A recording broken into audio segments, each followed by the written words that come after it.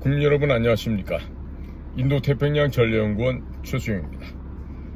오늘도 저희가 준비한 방송을 애청해 주셔서 감사를 드립니다.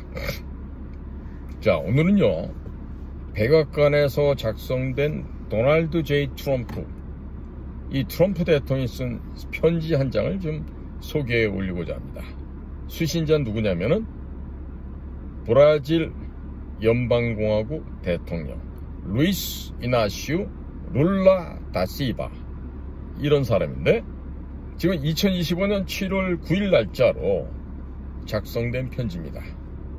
이 편지를 한번 들어보시고 과연 우리에게는 어떠한 울림이 있는지, 과연 트럼프 머릿속에서는 무슨 생각하고 있는지 한번들 추측들 해보시죠.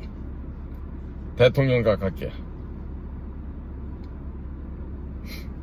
저는 전 브라질 대통령 자이르 보우소나로를 알고 교류한 바 있으며 그를 깊이 존경하였습니다.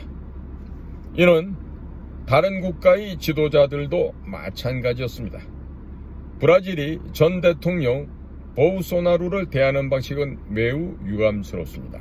그는 임기 중 전 세계적으로 그리고 미국에서도 높이 평가받았던 지도자입니다. 지금 진행 중인 이 재판은 국제적인 수치입니다. 이 재판은 즉시 중단되어야 합니다. 이것은 마녀사냥이며 당장 끝내야 합니다. 브라질이 최근 미국의 자유선거와 표현의 자유를 교묘하게 침해하고 있습니다. 이는 브라질 대법원이 미국 소셜미디어 플랫폼에 대해 수백 건의 비밀스럽고 불법적인 검열 명령을 내린 것으로 명백히 드러났습니다. 이들은 미국 기업에 수백만 달러의 벌금과 브라질 소셜미디어 시장에서의 퇴출 위협을 가하고 있습니다. 이에 따라 2025년 8월 1일부터 미국은 브라질산 제품에 대해 50%의 관세를 부과할 것입니다. 이는 기존 모든 분야별 관세와는 별도로 적용되며 제3국을 경유하여 미국에 들여오는 물품 역시 더 높은 관세의 대상이 됩니다. 또한 우리는 브라질과의 무역관계에 대해 논의해야 했으며 현재의 불공정하고 편향된 무역관계를 종결해야 한다는 결론에 이르렀습니다.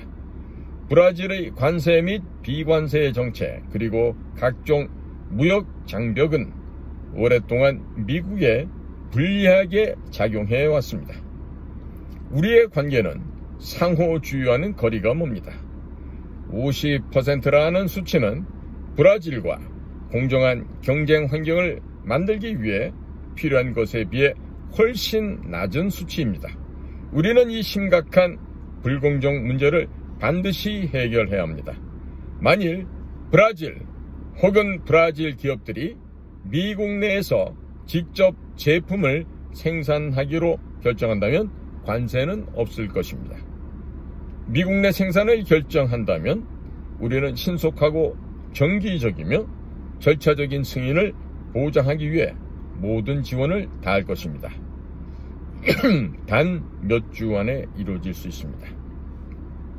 이게 지금 도널드 트럼프 대통령이 현재 브라질 대통령인 이 룰라 대통령한테 보낸 편지인데요. 전임 대통령이 있던 보우소나로, 이 사람은 대단한 애국자죠. 그런데 이 룰라의 뒤를 이었던 여자 대통령이 있었는데 완전히 그 여자 대통령도 브라질을 갖다 그냥 완전히 갉아먹었습니다. 자, 그러다 보니까 이 보우소나로 대통령이 됐는데 이분도 2020년도에 있었던 선거에서 지금 부정선거로 인해서 지금 선거로 도둑질 당한 케이스죠. 그 좌파 대통령 이 룰라가 지금 현재 대통령 하고 있는 거예요.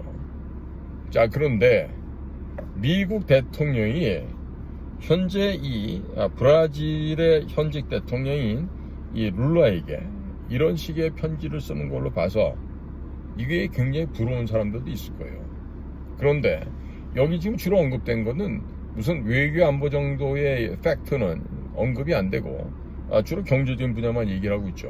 그런데 무슨 전시작전권 한 수를 떠드는 나라가 하나 있죠? 어? 전시작전권 얘기를 이렇게 함부로 떠드는데, 그거 떠들면요, 어떻게 되는지 아십니까? 그걸로 끝입니다, 그냥. 응? 그걸로 끝이에요. 자, 거꾸로 말해서, 자, 지금 평화 시기에는 미군과 우리 사이에 뭐 별로 이렇게 어려울 일이 없어요. 때 되면 정기적으로 같이 합동, 연합 훈련하고, 움직이고 그러면 되는데, 전시가 되죠? 그럼 어떻게 되죠? 전선이 시분초 단위로 바뀌죠. 자, 분 단위로 시초 단위로 바뀝니다. 그럼 그런 가운데서 대한민국 공군사령관이 명령 내리면 미군들이 B2, B1B를 갖다 움직일 수 있어요? F-22 편대 보고, 야, 니들 어디로 좀 출격해. 그러면 우리나라 공군, 우리나라 합참장 얘기 듣고 미군 비행기가 움직일 것 같아요? 거꾸로 미국의 해군의 네이비실 특수팀한테, 야, 니네 지금 남포로 들어가갖고 평양의 주석궁 따로 부시고 와. 그러면 걔네들이 갈 것 같아요? 지금요, 전시작전권을 우리한테 달라라고 떠드는 애들은 정말로 무식해서 그렇습니다. 무식하니까 용감한 소리를 막 하는 거예요. 앞뒤가 어떻게 될지 몰라. 전혀 생각을 몰라. 이러면서 가짜 부정선거를 통해서 정권을 잡았다 해서 함부로 까분다? 설령 대한민국이 전세계 경제 서열 무슨 10위가 되고 군사력은 무슨 뭐 6위다, 뭐 5위다 이런 얘기를 하더라도 이런 식의 행실을 하면요, 미국의 특수요원들이 들어와서 그냥 잡아서 바로 끌고 갑니다. 어디로? 엘살바도로? 아니면 관타나모로 가겠지. 갈 수 있는 지금 이유가 너무나 많거든. 너무나 많아. 거기다 지금 이화영이가 감옥에서 지금 아각거리고 있잖아. 내가 불면 다 끝난다. 왜 나 혼자 여기 있어야 되냐. 이래가면서 이화영이 그 자식이 거기서 떠들고 있는데, 참 똑같은 놈들이죠. 조금도 저울 때 올려놓으면 근수가 차이가 조금도 안 날 놈들이야. 그러니까 이런 아이들에게 지금 뭐 조작을 하던 불법을 하던 뭐가 됐든 당선됐다고 그 사람들을 인정해 주자고 떠드는 우리나라 인구의 한 30%밖에 안 되는 것들이, 전체 70% 되는 사람들을 함부로 능멸하고 이렇게 해서는 이 나라가 통합될 수가 없어요. 제가 좀 이따가 트럼프가 왜 한국을 미국의 전략에서 배제하고 있는지, 그런 부분에 대해서 계속해서 설명을 드리겠습니다. 경청해 주셔서 감사합니다. 인도태평양 전략연구원 최승입니다. 고맙습니다.